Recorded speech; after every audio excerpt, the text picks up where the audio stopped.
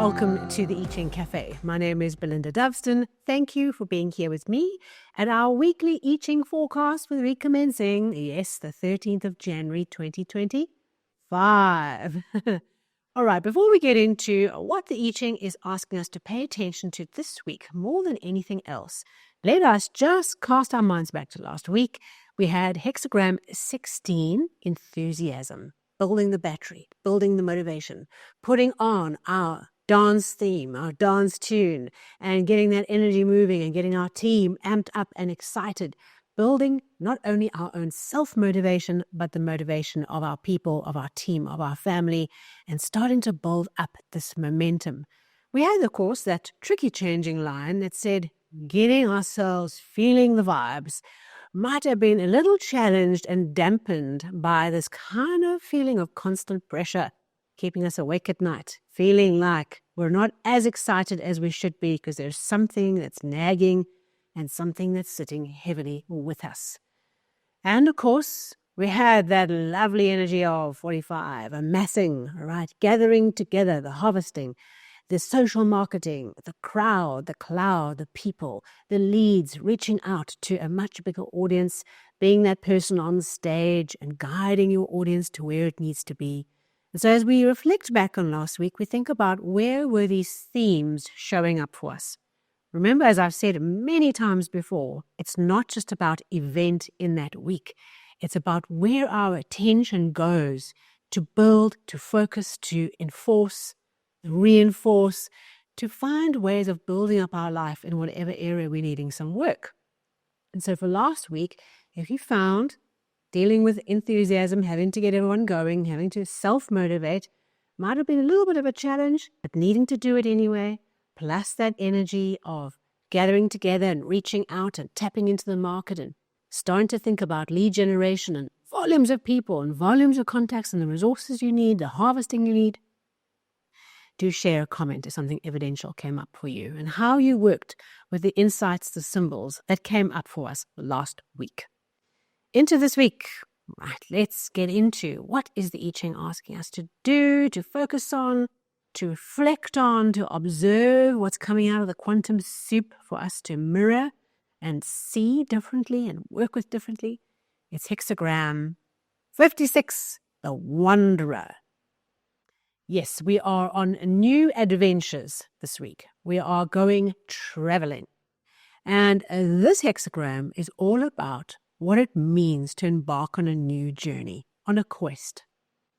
For you this week, it literally might be a decision and a process around travel that you're contemplating or travel that you're actually doing this week. Okay, so you might find a literal interpretation of this I Ching. I often get comments when we have this hexagram say, yes, I actually am traveling this week. That's so amazing. So if that's what it's tuning you into the physicality of your journey and what that journey means to you right now, what the changing lines are for you right now, that is fantastic. For most of us, though, this kind of journey is a new journey. All right, it's an expedition into something unknown. You know, travel at its heart, whether it's local travel or it's international travel, it symbolizes leaving where you are, your home, your things that you know, your suburb, right? And going on a new adventure, leaving that behind, maybe returning. Okay, so it's not about destroying the base. It's about going on a new adventure, on a new process into something new. Okay, new lands. That means as a traveler, we are out of our comfort zone. We're out of our culture. We're out of the things that we know, the foods that we like. Okay, and we go into these foreign lands, and you do get two types of travelers. One that goes, oh, I want to try everything that's new. That's the whole point of traveling. I want to talk to the locals. I want to be immersed in the culture. I want to eat all the food. I want to try everything, all the scorpions on sticks. Okay, that's one type of character. The other type of character is, I'm going to go and have the experience of traveling, but I want to eat the things that I'm used to. Okay, so I'm going to go to Thailand. I'm going to keep on eating burgers and surprise.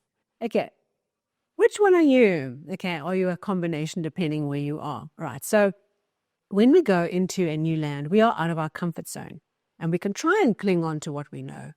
We can try and be who we are at home. But we're in someone else's turf now, aren't we? We have to watch how things work, okay? Because cultures have different rules, different ways of working, different meanings for hand signals. You know, what some person says is a thumbs up is a positive. In other cultures, it might not mean that. And so when we go into a new culture, into a new land, on a new journey, whether this is you actually going traveling or you and your team embarking on a new product line, okay, or opening up a new business unit, right, or doing something in your little family business that you've never done before, expanding, okay, these are all examples of going into new lands, okay, leaving behind where you come from and expanding and exploring, all right. This is possible on his quest, right? All right. This is the Holy Grail or the search thereof. And so we go on this quest. We behave well. We pay attention to what's happening around us. We are humble. We're attentive. We have our eyes and ears open. And we don't walk into a new town or a new environment bringing every bit of our own culture with us and enforcing that culture on the environment.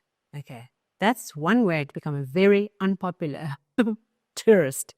What we do is we observe, we're polite, and we kind of blend in with what's happening. You know, we just go with the flow. We find a way through it. So this week, we are being focused on some new adventure. And part of that adventure is going and leaving behind, okay, what we know. Perhaps part of the week is becoming aware of where there's some resistance. Where do we feel resistance to leaving the old behind? Burgers and fries and scorpions on sticks. Okay, so what do we have to do to leave it behind and go on this adventure and adventure well? And how do we make the most out of feeling uncomfortable because we are not traveling? But it's also exciting. We're learning, breaking in, right? We're immersing ourselves in this culture and we're learning as much as we can and we're just being part of this experience. That's what we're trying to do. 2 changing lines, okay, in the 3rd and the 4th position, you know that means trickiness, okay, because we are crossing the chasm from the bottom trigram, the bottom 3 lines, to the top trigram. And in between, we've got to bridge this little gap, okay, between the two, which often means that lines 3 and lines 4 are little tricky transition lines where there's some challenge in making a transition and moving forward. Okay, line 3. Line 3 talks about losing our support, losing our house, okay, our hotel burns down. Our young supporter, our young guide who was leading us around this town, he just has had enough of us and he runs off and leaves us behind.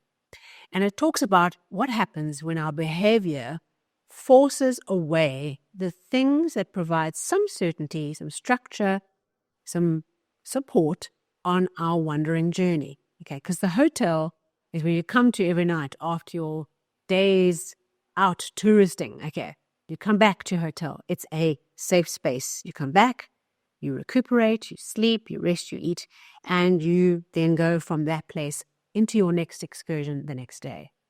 So having our hotel or our motel or our B&B burned down means that we have lost our place of rest.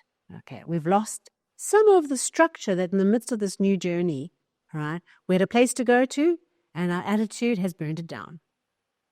Plus our little helper, all right, and we're in a foreign place, we need someone who understands the environment, okay, an interpreter, okay, so you can see how this picture is creating a little story here. And he has also just had enough of our attitude and is like, well, take care of it yourself then. So what kind of behavior would lead to this outcome, all right? Aggression, high passions, getting hysterical, getting emotional, getting worked up, okay? The way that we manage our emotions and our interactions with the people and the situations around us bring us potentially, if we don't handle ourselves this week, or perhaps bringing us a memory of how we didn't handle ourselves well, can result in this difficulty. Hotels burned down. Porter, interpreter, run away. Kind of, we're stuck. Now we're in this strange land and we're adrift. The thing that gave us a structure and a center point has now gone. We work with this line by watching our behavior, our voice, what we say, our passions, okay. Stay calm, stay logical. So there's something around how we conduct ourselves this week in this new journey, okay, that is very important. Because we do it well, we get support and we get that structure that in the midst of this new journey where there are so many new things to learn and take care of, we have a place to come back to, right? A support base. Perhaps the support base is your team. You know, if you lose your cool this week, what you can do is you can turn them off what you're trying to do. It's not that they are turned off your entire operation, but turned off their support for you on this new adventure that you're all going on. Okay, so think about just being very conscious of how we behave this week, watching for that pattern of high passions, as I Ching calls it, where we get worked up because it has the opportunity of killing the new journey that we are already in. Line 4, we have crossed the chasm, but now there's a little trickiness here, okay, because we're still on the other side of the chasm. It's all fresh. We just made the transition. This line is almost the opposite of the previous one. Here, we find a hotel, a bed, okay, we find a structure, a place to rest, and we find tools and resources, okay, and things that we need. But our heart is not glad. So the previous one, our high passions chased all the support away. Here, somehow we've managed to find the bed, right, a place to rest. Things that speak to it not being so hard or lonely, right? People, tools, bed, comfort. We find things that can just give us a little bit of a breather. But our heart is not glad. Why is our heart not glad? Well, one thing might be that there's still a lot of pressure, okay? There's still a lot of things to do. There's still a lot of new experiences to have. Perhaps the time is ticking on this adventure, right? We've got a plane to catch and we've got a lot of things still to do. So the symbol of that is potentially we still feel so much stress and pressure despite having a little bit of structure and support to take the edge off. The other part of it is that potentially we've found a place to rest, but because it's not the end destination or the goal or the quest itself of this new journey we're on, it's like a resting place on the way. We are on the journey, but we aren't making progress because we parked off at the hotel that's now no longer burned down from the previous line. So if we had to turn this into a story, if we were watching a movie, we'd see a story of, you set on this quest to achieve something, right? But you've kind of taken the safe route. You're now parked off in the suburbs, right? Chilling in the suburbs with a pool and a house. But your heart says, but I didn't actually fulfill my quest. I'm not on the path anymore. I've kind of taken a breather, but I'm not on the path. Those are the types of things, the emotions that go with this line. Now, I'm not going to say to you, you should feel one way or you should feel another way, or you should get off the sofa in the suburbs and get going again on the journey. That is your call to make. There's no judgment around this line. What it's really saying is understand that in getting some safety, getting a little bit of a reserve or a bit of a net, it hasn't brought you a sense of gladness and happiness internally, and just be at peace with that. Just be aware of what's going on for you.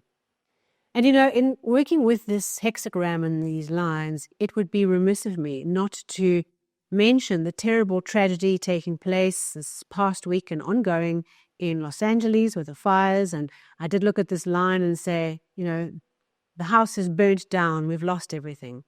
And I wanted to just reach out to anybody who was affected, is affected, has family who are affected by this terrible tragedy, this trauma that no matter whether you're wealthy or not wealthy or anything in between, your home is your home. And to lose your home, no matter how easy it might be to rebuild down the line, insurances and whatever, to lose your home is devastating no matter who you are. So my heart reaches out to you. And if this is you or someone close to you, I'm thinking of you and sending you lots of love and lots of healing to go through this trauma. Okay. And of course, there's lots of trauma happening in the world all over the place. But with this changing line, I really felt like it was something I needed to share today. Okay, so we move into the outcome hexagram. What is the second relating flow for this week that we are connecting with, that we are working with in harmony with the first hexagram, our victory hexagram, I sometimes call it. And that is an old friend. Hexagram 23, stripping. Yeah. Coming back to the fires, there's nothing like losing everything to know what's really important. And so, in a way, stripping speaks directly to what's happening and what has happened in Los Angeles. And so, stripping is all about cutting back, taking the decision that is too much. Okay, the tree is full of twigs and sticks that need to go. They're dead, they're old, outmoded. Clearing out of the old, allowing us to take those shears and cut. And sometimes the clearing out of the old happens in spite of ourselves, but on some levels, part of our journey. We have called it forward to us to allow us to clear out the old.